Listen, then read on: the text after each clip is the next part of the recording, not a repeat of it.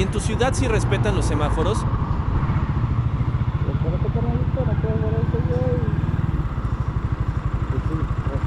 Ah, y en rojo sí me detengo. No. El rojo también significa que puedes pasar, pero es más bien una especie de pase, pero con cuidado porque le pueden chocar. Si ella entró, yo también.